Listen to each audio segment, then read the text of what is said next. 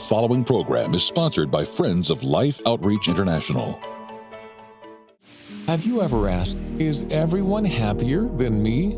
That was some of the hardship of this season for me, was realizing I had lost some things. Even it might not have been a death of a person, but it was loss of dreams, the loss of what I thought something could be. And even with that comes grief. Sarah Bragg helps you identify unhealthy habits and increase connection with other people.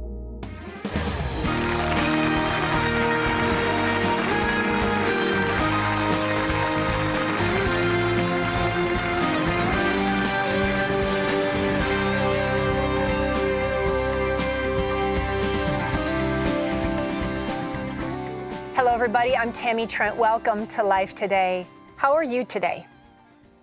Do you feel like you're in a good place, or maybe it's a hard place right now? Does it feel like everyone else's life is moving forward, but you're stuck and maybe a little unhappy? If that describes you, I truly hope that today offers some peace and hope to know that it won't always be like this. The rain in any storm has to come to an end. So what do you do with the in-betweens? Well, my guest today is Sarah Bragg. She's an author of a great, insightful new book titled, Is Everyone Happier Than Me? So I'm glad that you're here. I loved your book. I dove in. I've got a lot of questions for you. So let's start off at the top together. Okay. You say that it was in your 40s that you just found yourself up at night, in the middle of the night, scrolling through your phone, just feeling the unrest, the uncertainty, all the questions like life. What am I doing? What is God doing? Where am I right now? Where is my life going? Tell me about that season of your life, and if it triggered something in your 40s, or was it always there? Gosh, I feel like we always go through different seasons like this. If I could, got curious and look back, you can see it, maybe at graduating college when you thought, you knew what you were going to do, and then you kind of figure something out and you feel lost. You're turning 30, or if you became a mom or got married, thrusting into different seasons. I feel like it can happen. For me, for sure, was in my early 40s, and I found myself waking up in the middle of the night, usually like 3 a.m., and for some reason, that was the best time to do some mental aerobics and worry about things. Wow. And I kind of felt like a middle schooler again in my 40s. I was raising middle schoolers at the time, and they're asking questions like, who am I? Do I matter? Does anybody like me? Is everybody happier than me? And I was like, gosh, I'm asking the same questions in my 40s. You've lived a lot of life. I've had a career for an extent amount of time. You're like, you've done these things. And then you find yourself waking going, what's going on? Now what? I've gotten to this point. This didn't give me what I thought it was going to give me. Now what? Will it always be this way? Just a lot of questions I feel like that we ask once we've been around for a little bit. And gosh, what was that biggest question, do you think, like at 3 o'clock in the morning, that just kept coming to you, and you couldn't get past it, that felt like a mountain in your life? I feel like the title of the book is Everyone Happier Than Me. That really was. And at the season, we had just moved from the Atlanta area to my hometown in Tennessee, and we went from like city living to country living, and everybody would look at us and go, are you just so happy? And I would go, yeah, I'm so happy. But inside, I was not. I was just, because change, again, we were just in a season of life where I thought, I would have this figured out by now. And everybody else seems to have it figured out, and they all seem happy. Am I not happy? Why am I not happy? And so I feel like that was the question that really was keeping me up, wondering, why does everybody else seem to be happy and I'm not? Yeah, and so for me, reading through your book, the theme that kept coming up for me, page after page, sort of chapter after chapter, was connection. Yeah. You kept talking about connection. And I think the root sometimes of unhappiness, unfulfillment, is connection. You talk about the three things: connection, conversation, and curiosity. So tell me how those three words just changed sort of your perspective. Yeah, for sure.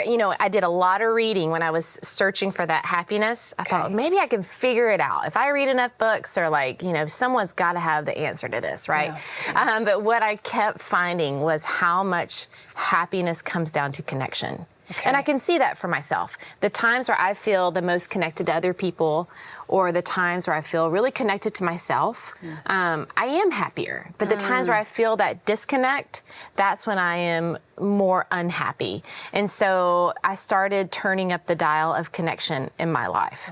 I started making sure I was seeing people in person, having real conversation, not just, oh, I'm fine, not that fake, surface level, but meeting with people that I knew I was safe with, to be honest with. I turned that up, that connection up, and happiness followed. I turned up curiosity, that idea of, let me get curious. Why am I feeling this way? What's going on underneath it? What has thrust me into this?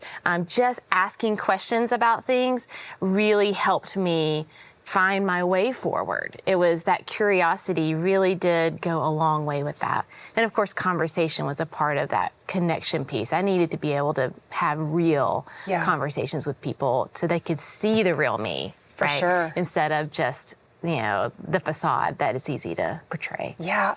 What are some practical things that we can do? Yeah. And I think that we have to actually do some intentional things. Yeah. We have to change some things about our life if we really want to change. Yeah, I feel like sort of like a guardrail of like when it comes to social media and putting one up and going, because I realized I feel less than after a lot of scrolling. I was feeling dread. I was feeling angst. I was like looking at people. I'm like, I'm mad at my husband. I'm mad at my dog. I'm mad at everybody after scrolling. Because everybody else's dog looks happy. Exactly. They're happy. Their husbands remembered everything or did all these things, and their children were perfect.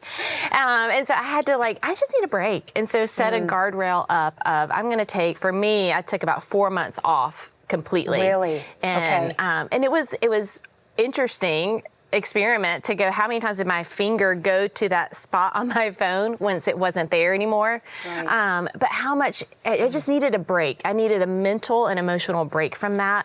And so sometimes you're right that we just need to set that down or set limits. Give yourself, of course, I'm raising teenage girls right now. And so we have time limits on their apps. And so I just need to put a time limit for myself on this, that it will shut off after 30 minutes. So I just don't endlessly do this. So I do feel like some guardrails are in place. And then I just think it goes to what you said about intentionality when it comes to connecting with others in real life. That's something you can do for your online life, but you have to be the one to reach out. I think we always want to be the one who someone is reaching out to us.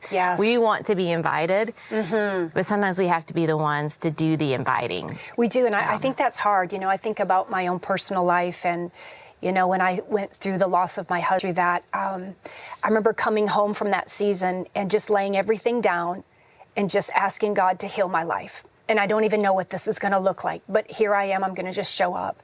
And I remember getting on the phone and calling a bunch of girlfriends and said, once a month, let's get together. Come to my house. Let me take care of you, because I was always used to taking care of someone else, and now that was gone like that. So let me pour into your life, take care of you, and then bring a friend. Even if I don't know him, bring a friend. And there was a bunch of single girls in my home once a month that first year that I began to heal. But I found myself coming back to life again, based on connection that God was giving me through these friendships. But I had to ask Sarah. I had to actually be the one to say, this is what I need. And I think sometimes we have a hard time asking. It's At least scary. I do. It's like vulnerable, laying it all out there, letting somebody know that we're not in a good place. But we have to, if we want to get to a better place of fulfillment, I think finding happiness and joy, I think we have to be vulnerable. You talk in your book that many at midlife are overwhelmed with grief. So I was just chatting about grief, right? So I want you to explain that a little bit. Yeah, I think, and I'll say this up front, I don't do grief well. I don't want to be sad. I just want to acknowledge it and let's just move on. Let's just move on. Is that fine? I was sad. I thought it would be done. But I think that was some of the hardship of this season for me, was realizing I had lost some things. Even it might not have been a death of a person, but it was loss of dreams, the loss of what I thought something could be. And even with that comes grief. I don't think I had put those words on it until I was sitting in, with a counselor, and I was just kind of rattling off all that had happened over the last couple of years. And she's like, wow, there's a lot of things to grieve. And I was like, what? What do you mean? Like, I need to be, like, I should be sad. I'm okay to be sad about this. Yes. And so I do think there comes a point in our midlife where we've lived enough to lose some things, or to, even when it comes to, I thought that I would, my body would look different at 40. I thought I would be the one that, like, wow, she still looks 21. Amazing. She's, 45. But it just, you're naturally going to age. Like, there's just things that happen. So I think there are a lot of things to grieve when we get to this point in life. And we have to learn that it's okay to grieve. Yeah. But and what do you need when you're grieving? Like you said, I had to reach out to people. Yes. And I think that is an important thing, to figure out what you need in that season of grief to help you move through it, not to just sit and never walk through it and allow your body to even process through it. We've got to allow ourselves to grieve. Yeah, I think there's real wisdom in that, because I can only imagine that at any age, whether we're in our 20s, 30s, 40s, 50s, 60s, my parents that are in their 70s have had a lot of disappointments in life. There's great wisdom in that, to look at, gosh, we've lost a few things. Yeah. Let me grieve this, let me mourn this, let me lament, let me look at all of this. But then also, I think the power of looking at, okay, what do I have? For me, Sarah, I have learned that I cannot spend all my time on what I don't have and the disappointments in life. I've got to also, I can grieve that, but then somehow, did you get to a place of shifting from that to go, okay, what do I have then in life? And how can I celebrate this? I do feel like gratitude really is sort of the gateway into joy. And so I like, one of my daughters is really struggling with anxiety right now. And that was the first thing that I talked with her about. I went and got her a journal. She's not a journaler, but I was like, I just want every day, just what made you smile today? Good. Just what made you smile? I think that it starts, and it seems so like, that's just too simple to be true. Like, it feels so small. But I do think that gratitude, when I started focusing on what made me smile, what is good, just noticing that, it goes so far. It's what we need to be able to, I'm lost these things, or this isn't what I hoped it would be, but also, this is good. I think that's so important. I think it puts it into perspective, the gratitude for sure. You talk about purpose a lot in your book, which I thought was really interesting and so true, because I think so many people can focus so much on the purpose, the end goal, and this, and it's got to be grandiose. It's got to be, massive. And if it's not, then how disappointing. Then I wasn't enough. Then I missed God's call on my life, where I didn't hear the purpose. But is there something that needs to shift and change with the way that we pursue purpose in our lives, and see it as something different? That even the little matters as much as the big. Yeah, I mean, I feel like I'm 45. I was raised on that, like, passion and purity, or not purity, but passion and purpose. And you've got to, like, have this grand thing. And maybe it's very American, and big. You got to be big. Yes. And I remember being a 20-year-old someone saying, well, what's your purpose in life? And I was like, I've got to figure it out at 20, like my the purpose of what, I just was very overwhelmed. Yes. The pressure. So much pressure. And then when you get to the point where, like, well, maybe I'm not doing that anymore that I thought was my purpose. What does that mean? Does that mean I'm not living on purpose anymore? And so for me, a big shift helped me to just changing the word from purpose to matter. Like, you matter. In small ways. You can matter in small ways. You can be a stay-at-home mom and matter because you're taking care of all of these things. You can go to this job and maybe you're like, gosh, I'm just an assistant. And they're like, but you matter. Yes. This wouldn't get done if you weren't here. That is mattering. And so boiling it down to something so small has been really helpful for me in the season where, I'm driving my kids from, all these, like, point A to B a million times, all these little that just feel so small, but they matter. Absolutely. And the fact that I do it means I matter. And so it's been really helpful for me to boil it down to something small like that, and see that even the small ways in which we matter are important, not just the grand. I heard it from Elizabeth Gilbert, author, and she told this story. And it was really one of those moments that it clicked for me, that I saw it differently. And she told the story of she was walking along the street and there was a guy working on the top of a building, not like a tall building, but he was on a ladder. And she's like, I walked by and the ladder was a little bit wobbly. And she's like, I just got really nervous that something was going to happen to him. Like, what if this ladder just like fell and he, she's like, so I just like held the ladder. And she's like, he never looked down to see that I was holding the ladder. She's like, I stood there for like 20 minutes, just held the ladder. And then he started to come down and I walked away. And she's like, maybe I existed on this planet to make sure that he didn't fall. Maybe purpose is as small as that little thing. Nobody else saw it, but I mattered to him in that moment. And I think it is. It's like it can be the smallest little thing, but when we shift it from it has to be big and grand and really on this scale, when we shift it to be, how do you matter in something small? Yes. I think it can take a whole lot of pressure off of us. 100%, I agree. Yeah. So for the person picking up your book, what do you hope that they get when they turn to the last page? Yeah.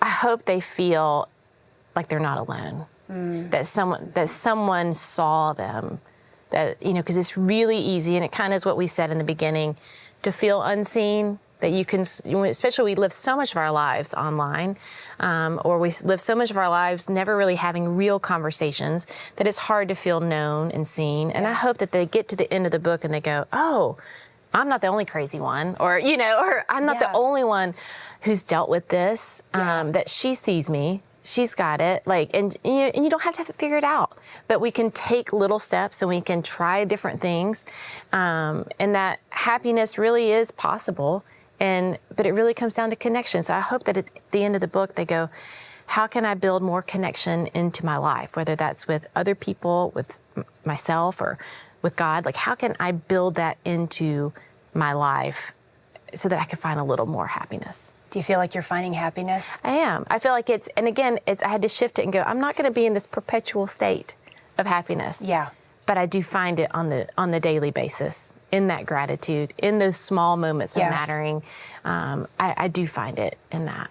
Makes me happy to hear that. I think sharing that ride with you over here, just hearing about your life and where you're at, and my heart leans in such a way to say, man, Sarah, stay in it. Obviously, what does in it even mean? I think it's just choosing to believe that God's got something great for you, even when things feel like they've been taken from our lives. That do I believe God is still good?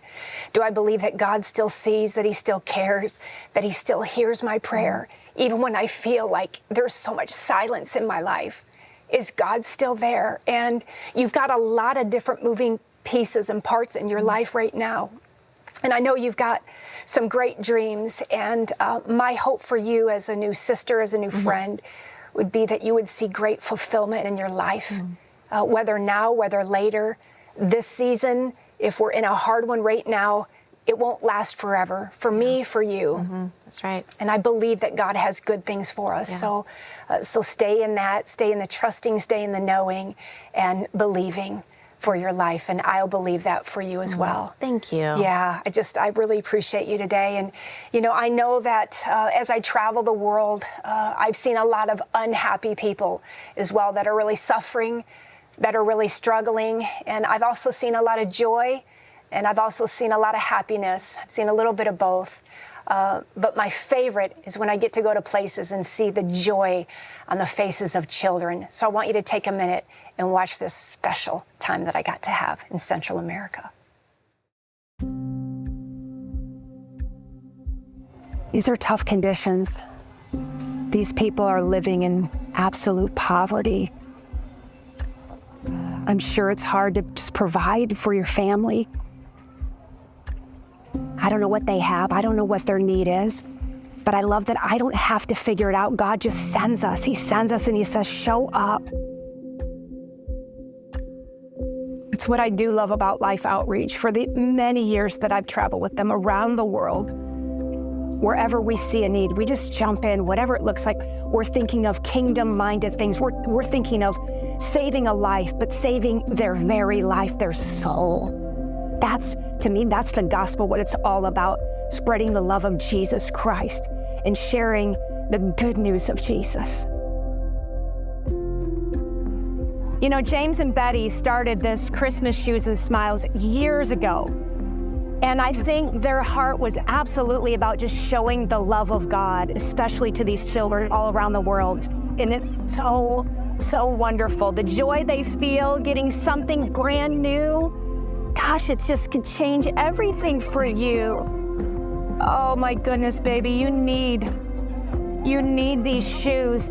These shoes will protect their feet, will keep them from danger, keep them from infection, from injury, from hookworm, and could ultimately lead to death. This is an important need right now all around the world. So if you've given before, thank you so much. If you've never had a chance to give to this ministry, this part of it, Christmas Shoes and Smiles, then I would encourage you, make the best gift that you possibly can. We want to keep putting shoes on children all around the world. We want to do it all. It's been a great year. It's been an incredible year of ministry, whether it's been water, whether it's been food, or whether it's been shoes right here. We are so blessed to do kingdom things. And together, we are changing the lives of people all around the world. We couldn't do it without you. We love you. We appreciate you. Thank you so much. Oh my goodness, I absolutely love Christmas Shoes and Smiles. I had the incredible opportunity to visit Central America earlier this year, and it was such a special experience for me again. Being with those precious children and praying with so many families in need means the world to me. For those who don't know, I was widowed before my husband and I could start a family, so I never got to have the chance to have children of my own. So when the Lord sends me to these outreaches all around the world, it's the children that weigh heavy on my heart. In those moments, they feel like my own, even if just for a moment. I want to wrap my arms around every single one of them and tell them everything is going to be okay. On that trip, I got to do that in the simplest yet most profound way by giving them a pair of shoes. Seeing their faces light up, their smiles, and the joy a simple pair of shoes brought to them is incredibly moving. How could it not? It was a reminder of how small acts of love can have a huge impact. Christmas Shoes and Smiles is such a joyful and fun campaign that started so many years ago with the beautiful vision of James and Betty. It's amazing to see how still to this day we're going so strong, giving away countless pairs of shoes and planning to give away even more. Every pair represents hope and love to a child in need. But our mission goes beyond shoes. Did you know that for just $500, we can change a child's life forever through corrective surgery if they were born with cleft lip or cleft palate? It's incredible to think about the difference that amount of money can make in the life of a little child. Our mission is focused on Jesus, healing, hope, and providing for people in need. I believe so much in this mission, and I keep showing up, and I will keep showing up to the day that Jesus takes me home. But I can't do it alone. I need your help. Would you show up with me today? Would you consider walking this journey with us to bring shoes to as many little feet as we can? Your support, your love, and your generosity can make a world of difference. Our goal is to provide 150,000 pairs of shoes. So if you can do $36, well, that would provide a pair of shoes for 10 children. 72 would provide shoes for 20. And 180 would provide a brand new pair of shoes for 50 children.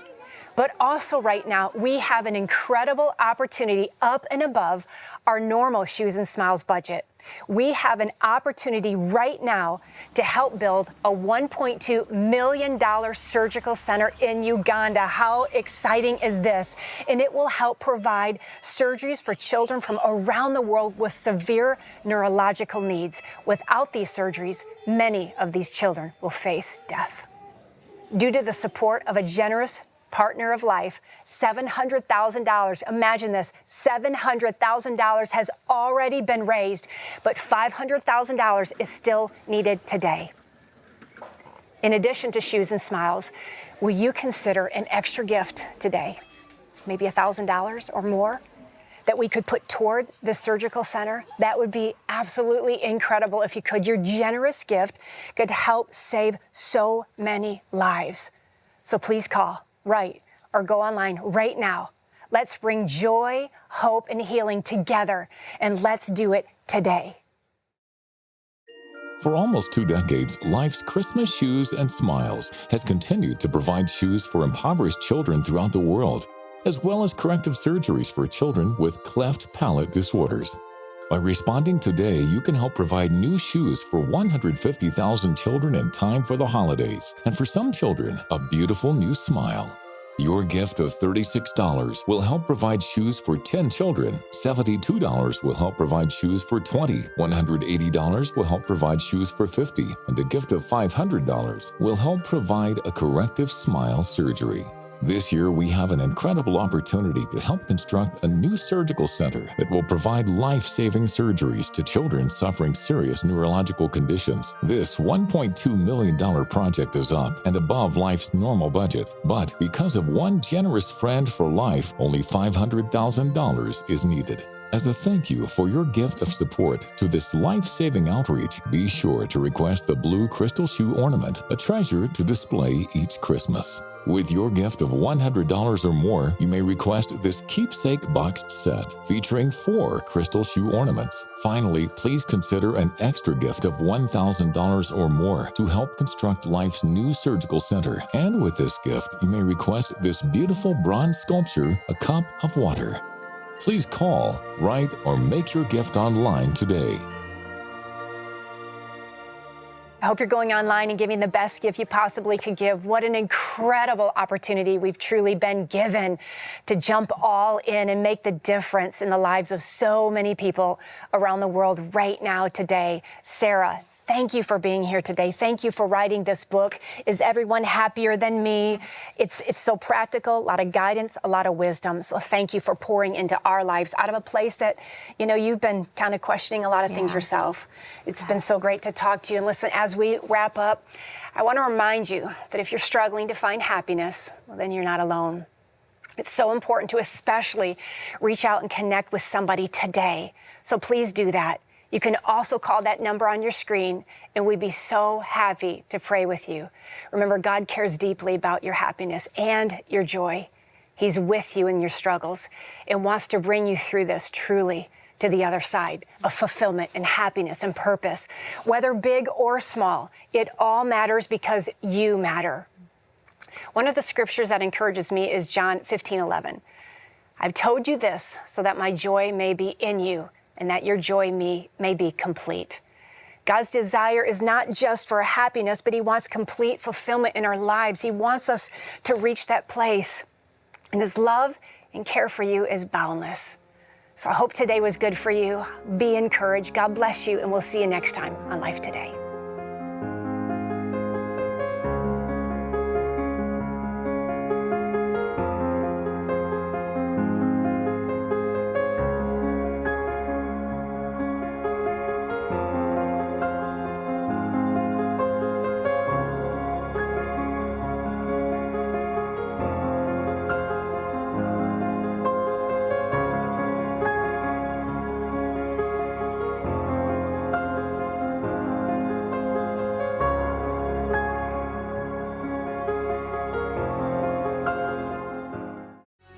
After suffering 2 heart attacks, Rachel Ruth Lotz Wright shares about the importance of preparing to meet Jesus.